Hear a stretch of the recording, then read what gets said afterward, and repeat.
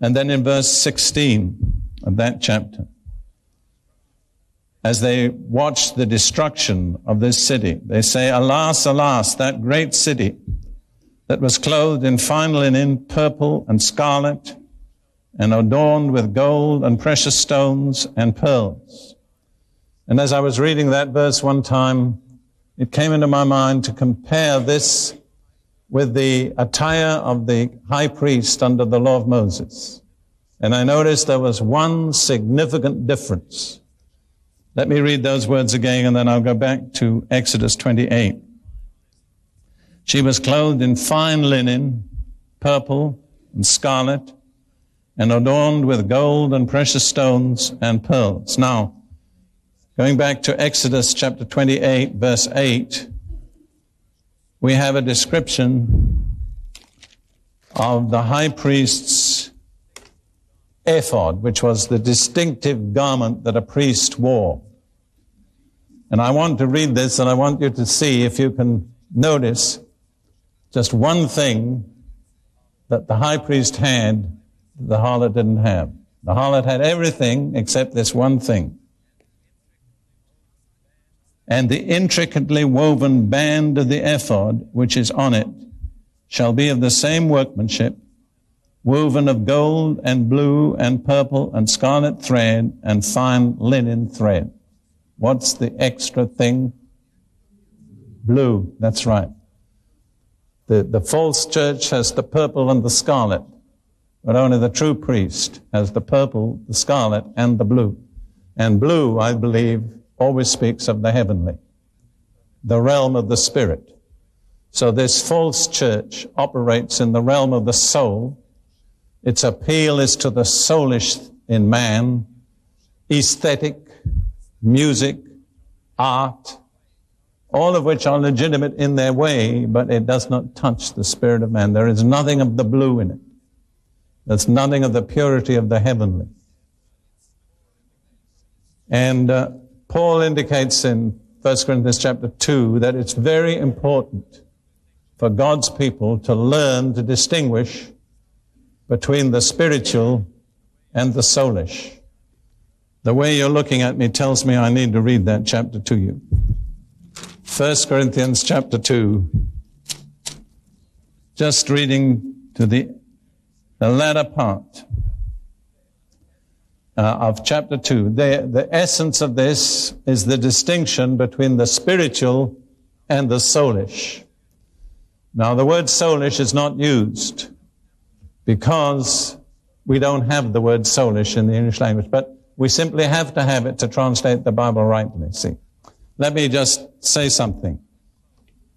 The Greek word for soul, writing it in English letters, is psyche, from which the adjective is psychikos. All right?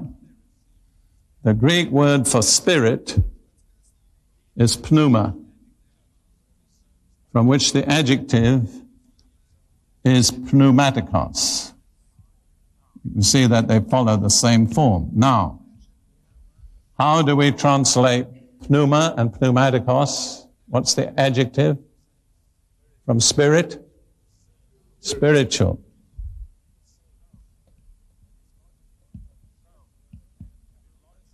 So, to be logical, if this word is psyche, is soul, psychikos must be translated soulish. You see that? Now, we don't have that word. In the Scandinavian languages, they have a word that corresponds to that. But if you don't translate it soulish, you really miss the point. Now, I think this says the carnal or the sensual, but the what? The natural. But whatever it says, I'll say soulish, okay? This is the Prince version. Amplified. All right. Verse 13, these things we also speak, not in words which man's wisdom teaches, but which the Holy Spirit teaches, comparing spiritual things with spiritual. I am always uneasy when people start to use the jargon of psychology and psychiatry to express spiritual truth. Because Paul says we don't use that kind of language. It's all right in its context, but it's not suitable for expressing spiritual truth. But the soulish man does not receive the things of the Spirit of God, for they are foolishness to him, nor can he know them because they are spiritually discerned. You see, you have to have the difference between soul and spirit all the way. The soulish man cannot receive spiritual truth because it's received with the Spirit. But he who is spiritual judges or discerns all things, yet he himself is discerned by no man. Now here is the application. One of the essential things for spiritual success is to be able to discern between the soulish and the spiritual. And at the present time, according to my observation, most of God's people cannot do it. And I sit in meetings and I say to myself, I wonder if these people realize what influence they're under. The soulish appeals to the emotions. It sounds very good. It stirs you up. You can be soulishly motivated to give a large offering, but it doesn't do the things in you that need to be done. And basically, soulish Christians are very easily deceived. Being a preacher for many years, I understand what it is to put on an act soulishly that'll get people crying and get them giving and get them excited, but it doesn't change them. A week later, they're just the same. I have to say, frankly, there's a lot of raising offerings in the church which is done in a soulish way. Why I say this is because the false church specializes in the realm of the soul. Everything about it is soulish. And if you're living in the soulish realm, you'll be tremendously impressed. It'll carry you away. You'll be deceived. But if you're able to discern between the soulish and the spiritual, you'll not be deceived. I have seen this because I have the privilege of knowing Greek. I've seen this distinction for years, but never until recently have I seen how urgent it is for God's people not to be fooled by the soulish. Now, I'm probably going to leave a lot of unanswered questions in your mind, but that is a blessing, because you start asking the questions and asking God for the answers, He'll give them. But what I'm trying to emphasize is, I don't know whether I'm succeeding in communicating. This false church operates in an area of the emotions, of the intellect. It can use very fine language. It can quote poetry. It can have very tremendous music.